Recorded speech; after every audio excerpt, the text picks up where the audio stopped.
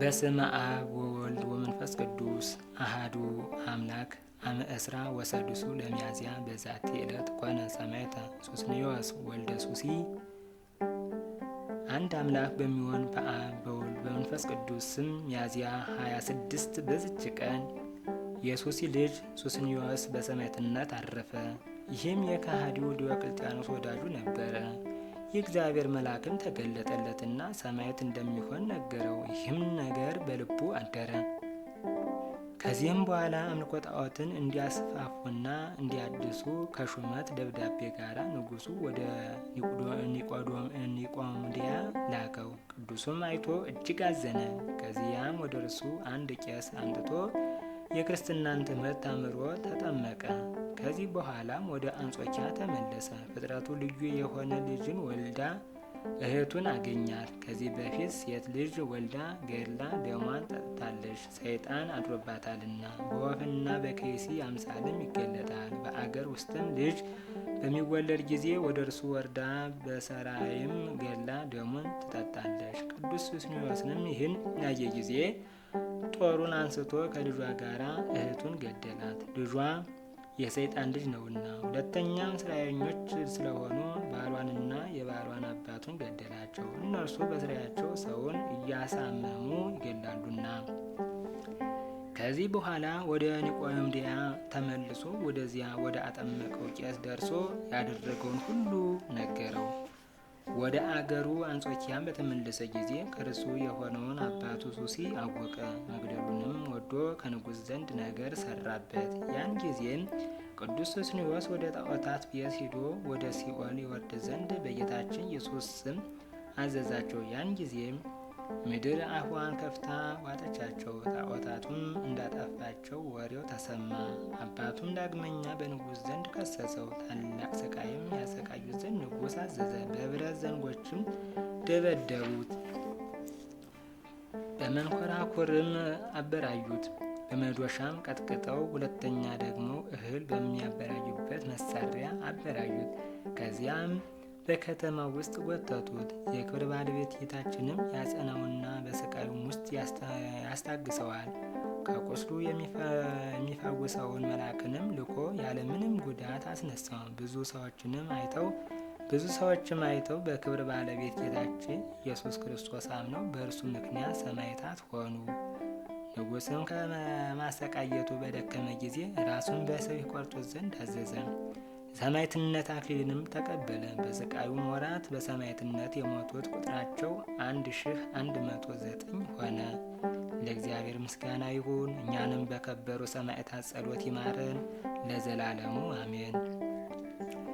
ሰላም ለሱስንዮስ ወልደ ጴጥሮስ ሱሲ ሕማማተ ስም ተአጋሲ ለቀትለ እህቱ አጥብአ እንበልያን ሐሲ በኃይለ ሰራይ እንተ ፍጥረታ ትኮሲ በአምሳለ ኦፍ ወህብሩ ለከይሲ ሰላም እብል አማአተ አስረ አሃደ ምእተ ወተሰአተ ዘሱስንዮስ ማህበረ ይሰጣውኒ እሙንቱ ሶበ ይጼውዖሙ ወትረ ኢይሜንኑኒ በአንቀጽ ከመቃለ መጽሐፍ መሐረ ሶበ ያሃይኡ ብእስየ ግዩረ።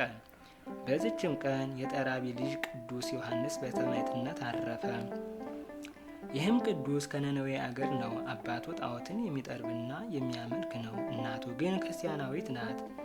ልጅ በአጣችም ጊዜ ወደ እግዚአብሔር ለመነች። ጌታም ልመናዋን ተቀብሎ ይህንን የተባረከ ልጅ ሰጣት። ስሙንም በስውር ዮሐንስ ብላ ጠራችው። 8 ዓመትም በሆነው ጊዜ የጠረበውን ጣዖት እየሸጠለት አባቱን ያገለግል ነበር።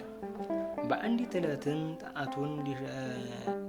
ጣዖቱን ሊሸጥ ሲሄድ የእግዚአብሔር መልአክ ተገናኘውና ጣዖት የሰይጣን ማደሪያ እንደሆነ ነገረው። ጣዖቱንም ከእጁ እንዲጥለው አዘዘው። በክብር ባለቤት በክርስቶስ ማመንን አስተማረው። ወደ አባቱን በተመለሰ ጊዜ ሰማይንና ምድርን በውስጣቸውም ያለውን ሁሉ ከፈጠረ ከክብር ባለቤት ጌታ ኢየሱስ ክርስቶስ በቀር ሌላ አምላክ የለም፣ እኔ ለሰው እጅ ስራ አልሰግድም አለው። አባቱም ሰምቶ በእስር ቤት አሰረው። እናቱም መጥታ በክብር ባለቤት ክርስቶስ ስም ደሙን ያፈስ ዘንድ አጸናችው። ከዚህም በኋላ በነገራቸው ሊሸነግሉት የአገር ሰዎች መጥተው የአባትህን አምላኮች ለምን ታውክ አሉት። እርሱም እኔ የሰው እጅ ለሰራቸው ጣዖቶች አልሰግድም፣ እነርሱ የርኩሳን አጋንንት ማደሪያዎች ናቸውና አላቸው። አባቱም ይህን በሰማ ጊዜ ምሳር አንስቶ አንገቱን ቆረጠው። በድኑም አልወደቀም፣ በደሙ እስከተጠመቀ ድረስ በእግሮቹ ቆመ እንጂ። እናቱም በደሙ ተጠምቃ አቤቱ የክብር ባለቤት ኢየሱስ ክርስቶስ ሆይ የአቤልን መስዋዕት በምድረ በዳ የተቀበልክ ይህንን መስዋዕት ከእኔ ተቀበል አለች። በዚያን ጊዜ በአባቱ ሰይጣን አደረበትና አበደ። ሚስቱም ወደ ልጇ መቃብር ወስዳው ስለ እርሱ ጸለየች። ቅዱስ ዮሐንስም በሌሊት ወደ እርሱ መጥቶ አባቱን በጦር ወጋው። ሰይጣኑም ከእርሱ ወጣ። ከዚህ በኋላ በክብር ባለቤት በጌታችን ኢየሱስ ክርስቶስ አመነና በስሙ ተጠመቀ። ለእግዚአብሔር ምስጋና ይሁን፣ በረከቱም ከእኛ ጋር ትኑር ለዘላለሙ አሜን። ሰላም ለዮሐንስ በብሔረ ነነዌ ዘሰረቀ ከመማሄቶ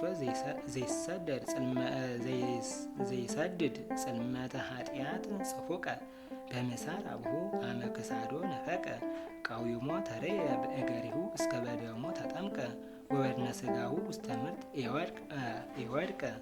በዚችም ቀን የቅዱሳን ሰብራጥስ፣ የአባ ሰርጋና፣ የድራይስ የምስክርነታቸው መታሰቢያ ነው። በረከታቸው ከእኛ ጋር ትኑር ለዘላለሙ አሜን።